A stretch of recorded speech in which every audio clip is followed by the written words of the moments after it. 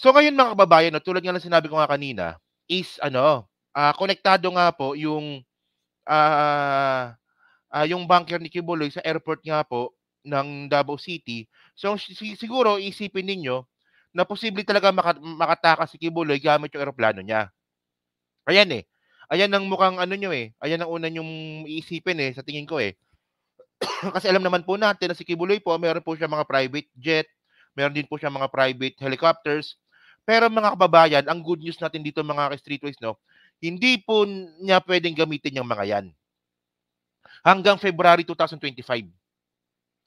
Yang mga eroplano, yang mga, helicopter, pati yang mga asset niya po, pati po itong mga bank accounts, pati itong mga pera mga kababayan, hindi niya po puwedeng gamitin 'yan hanggang 2025, hanggang February 2025. Kasi nga po mga ka-Streetwise 'no, sabi dito, okay, Court of Appeals extends freeze order on Kibuloy's KOJC asset. So ito po ay nabalita ngayong araw lang. Ayan, 6:00 ng hapon, ng gabi, o August 29. Okay. So ayan 'no, yung mukha ni Kibuloy 'no, mukhang manyakis talaga 'no. So so sabi dito 'no, excuse me. So sabi dito, the Court of Appeals has extended the freeze order it's issued against the bank accounts and real properties registered under the name of Pastor Apollo Kibuloy and His Kingdom of Jesus Christ. So ngayon mga kababayan 'no, ang malinaw dito mga streetwise, yung asset po ni Kibuloy, hindi lang po pera, hindi lang po bank account, pati po yung mga real properties, 'di ba? Pati po yung kingdom ngayon ni Kibuloy, yang nire-raid ngayon ng PNP, kasama po 'yan sa freeze order. Hindi pa naman ito kinukuha ng gobyerno para sequestered, pero ang point dito mga kababayan, naka-hold po yung asset na 'yan. Hindi puwedeng iparenta ni Kibuloy, hindi puwedeng ibenta ni Kibuloy, naka-hold po yung mga 'yan. So ayan po, continue natin para makuha natin yung narrative 'no, okay? The Anti-Money Council said the freeze order was extended up to February 6, 2025. Ibig sabihin nun mga kababayan, yung mga asset ni Kibuloy is naka-freeze hanggang 2025 pa. So ano bang buwan ngayon? So September na, 'di ba? September, October, November, December, January, February. So 5 buwan. So 5 buwan mga kababayan. 5 buwan po na naka-freeze yung mga asset ni Kibuloy. So hindi lang 'yan basta-basta 'no, papakita ko sa inyo lahat 'no. So sabi pa dito 'no, the freeze order also covers media network, Sunshine Media Network International, as well as a foundation of children run by KOJC. So yung foundation po ni Kibuloy, pati po yung SMNI, naka-hold din po 'yan. So ngayon, anong masasabi ngayon natin dito? Ang tanong dito mga streetwise 'no, hanggang kailan magtatagal itong mga binabayaran ni Kibuloy na mga vlogger, na mga influencer, 'di ba? Na mga attack dog niya, hanggang kailan sila makakapagtiis na hindi po sila binabayaran? 'Di ba na-gets niyo yung point mga kababayan 'no? Kasi ito, papakita ko sa inyo 'no. Una kasi mga kababayan, kilala naman po natin na itong mga banateros, hindi lang banateros 'no, pati itong sila Jay Guevara, sila Master Judea, si Jay Sonsa na 1,000,000 kada buwan ang sinusweldo, si Ka Eric Badoy, Ka Eric Badoy, Ka Eric Celis, at saka si Lorraine Badoy. Lahat po 'yan mga kababayan binabayaran po ni Kibuloy, 'di ba? Kayo ba, maniniwala ba kayo na hindi sila binayaran? Isipin niyo, halos araw-araw na sila nando'n. Halos araw-araw na sila nagsasalita do'n, hindi nga halos araw-araw, eh, araw-araw na nga, eh. Araw-araw sila nagsasalita do'n. Naniniwala ba kayong walang bayad 'yon? May mga bayad po 'yon. So ngayon mga kababayan 'no, kung ito po ay merong freeze order hanggang February 2025, sa tingin niyo ba mababayaran pa ba itong mga talent fee ng mga buwaka ng inang mga 'to,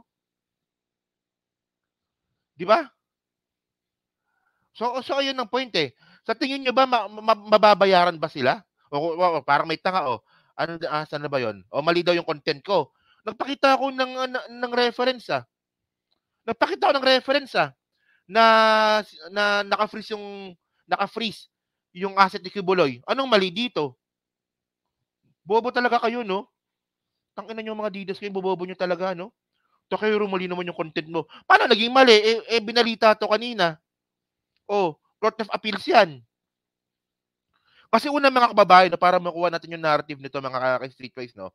Actually, na-freeze na po yan nung nakaraang buwan pa. Ito nabalita ito nung August 8. Di ba naalala nyo to mga ka-streetwise, di ba? Ito nung August 8 ito. Court of Appeals freezes Kibuloy and KOJC bank accounts and properties. So nabalita po ito nung August 8. So para makuha natin yung narrative basahin natin, no. Kita niyo mga kababayan, no. Bakit na lang kasi ganyan kayo maglagay ng picture ni Kibuloy? Oh, tingnan niyo. Mukhang manyakis talaga, no. Mukhang naghahanap ng bata no. Oy, bata, ilang taon ka na? Bata, ilang taon ka na, bata? So ito tingnan niyo to Okay. So sabi dito okay. Oh, the Court of Appeals has issued a freeze order on 10 bank accounts, 7 real properties, 7 motor vehicles, and an aircraft of Kingdom of Jesus Christ. Leader, Pastor Apollo Kibuloy. O, kita nyo 10 bank accounts, 7 properties, 5 motor, at saka 1 eroplano. Ayan po ang naka-freeze. So ngayon, yung binabanggit nga natin kanina na itong bunker nga po ni Kibuloy ay konektado po sa airport. So, wag po tayo masyadong mag-worry doon kasi nga po, naka-freeze po yung eroplano ni Kibuloy. Hindi niya pwedeng gamitin yung eroplano ni Kibuloy kasi nga po, naka-freeze po ng AMLAC. Di ba? Naka-freeze po ng AMLAC. Oh. Tapos sabi dito, no, sir, may tawag yan sa mahilig sa bata, wag na natin banggitin. Baka maano tayo.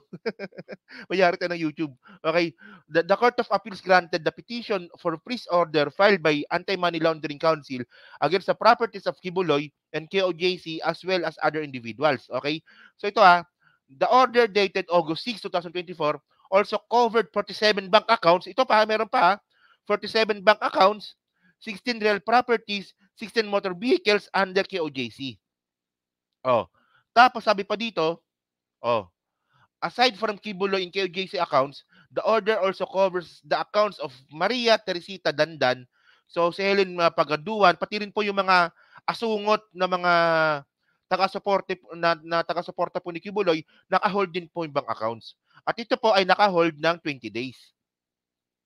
20 days lang yan Okay? Nakikita-kita ba dito? 20 days lang yan. So ngayon mga kababayan, no, so syempre 20 days. Actually, na-content na natin to nung nakaraang buwan pa So ngayon, nagrereklamo kayo na, kasi yung mga nagko-comment doon dati sa content ko, nasabi ninyo na, ay Takero, bakit 20 days lang naman, bakit 20 days lang po finreeze? So ang point po doon mga kababayan, initial lang po yun. Initial. Na-content ko na to naalala ko tuloy, no? So mga kababayan, no, kapag kayo po ay na-amlock at pina-freeze po yung mga asset ninyo, ng 20 days, initial lang po yon. Ngayon, ang gagawin ngayon ng AMLAC, iimbestigahan nila ngayon itong mga properties ni Kibuloy kung ito ba ay meron po nilalabag na batas. So ngayon mga kababayan, no, tapos na po yung 20 days. Tapos na po yung 20 days. So ngayon po, nung natapos po yung 20 days, ang nangyari ngayon, in-extend pa nila ngayon hanggang February 2025. So ito na ngayon. So mapupunta tayo ngayon dito. Yan. Pupunta tayo ngayon dito. So, ibig sabihin nito mga kababayan, yung freeze kanina po ng Court of Appeals, ito lang po ay extension dun po sa unang freeze order nung August 8, 2024. Okay. So, ibig sabihin nun mga kababayan, meron silang nakita na posible talaga na ginamit po talaga sa money laundering itong Kingdom ni Kibuloy. Kasi pakita ko sa inyo, no? Ano ba yun? Ito Ito. Okay. Ito. Hindi ko pala naisama, no? Okay. So kasi mga kababayan, no, ang ibig sabihin kasi nito kung bakit nila ginawa 'yon, hindi po kasi kayang i-sustain. 'Di ba? Baka meron dito, no? Okay. The Court of Appeals noted that AMLAC investigation was triggered by December 18, 2023 letter from the Department of Justice for a comprehensive financial investigation on the transaction of Kibuloy who was pending case in the US and the Philippines along with other individuals. So kasi mga kababayan 'no, ang malaking question kasi dito ng Court of Appeals tsaka ng AMLAC, hindi po kayang mag-survive ng, ng religion po ni Kibuloy, yang KOJC po na 'yan, na makabili ka ng helicopter, na makabili ka ng aircraft, na makapagpagawa ka ng billion of pesos na dome, na galing lang po sa mga kakarampot po na miyembro ng Kingdom of Jesus Christ. So parang ang lumalabas kasi dito mga kababayan, no, for example, no, ang nakukuha lang pong pera po na sa mga donasyon ng Kingdom of Jesus Christ ay ganitong klaseng amount lang, pero yung amount po na yan, hindi po kayang makabili kung ano mang merong asset ang KOJC ngayon. Ayan po yung ginagawa ngayon ng AMLAC kung bakit nga po ito patuloy po na iniimbestigahan. Kasi unang tanong dito, paano nakabili ng ganyang kadaming property si Kibuloy kung kakarampot lang po yung miyembro niya? Nakuha niyo yung point ng kababayan? Oh. So ngayon, alam niyo kung anong nakakagulat dito mga ka-Streetwise 'no? Ang nangyari pa dito, sa dinami-dami naman na puwedeng tao na puwedeng humawak po ng, ari-arian po ni Kibuloy, si Duterte pa yung nahuli na si Duterte pa talaga, si Digong pa talaga yung napili niya. So sabi niya dito 'no, Duterte named Kibuloy Group Property Administrator. Oh, 'di ba?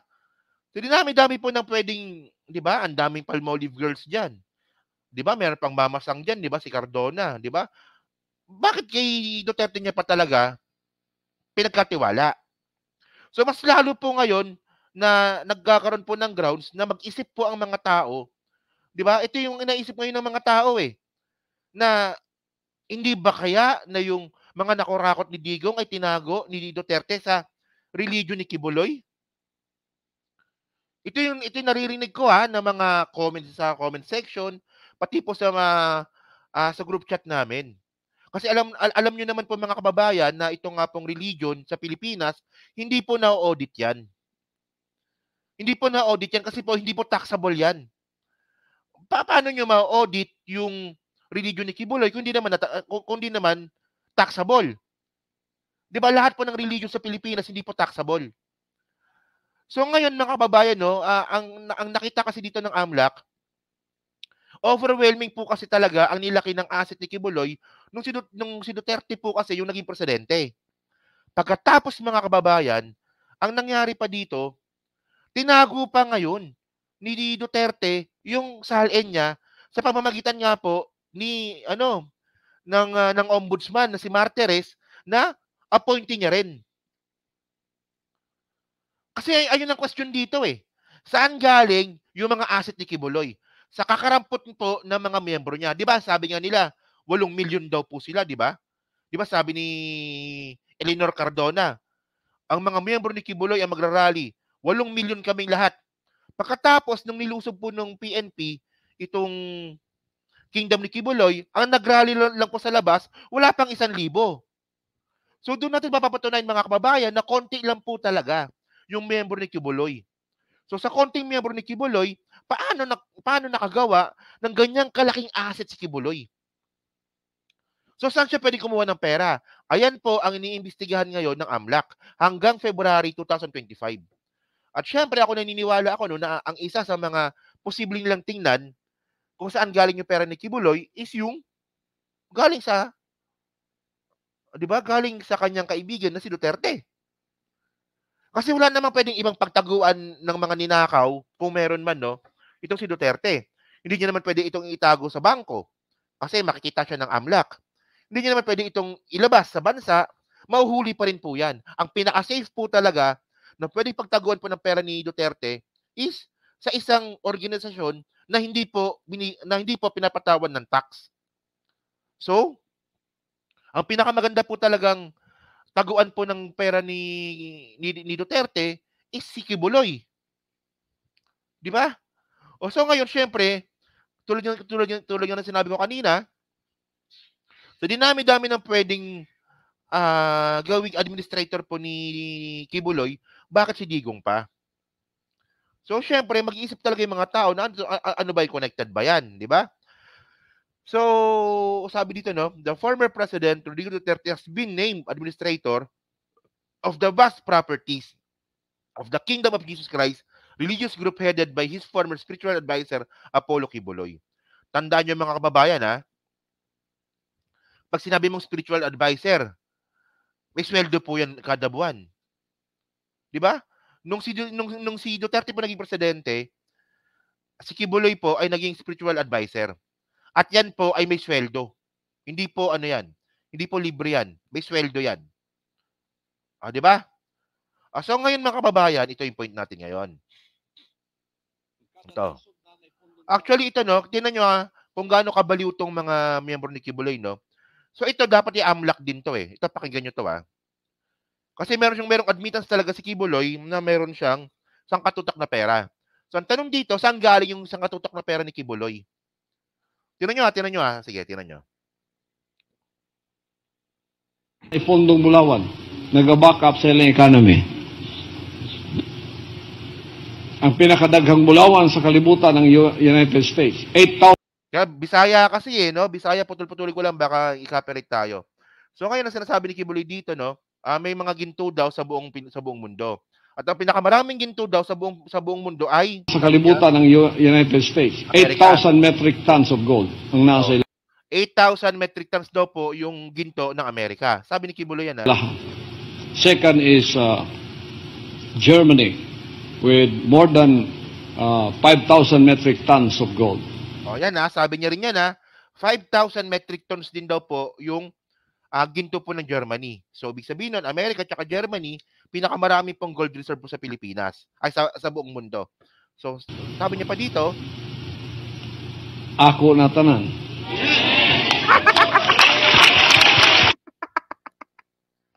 Takinan to, no? Walang yan. Akala ko seryoso yung... alam nyo kanina, nung napanood ko kanina to, akala ko seryoso. Yun pala, kabulshitan lang din pala.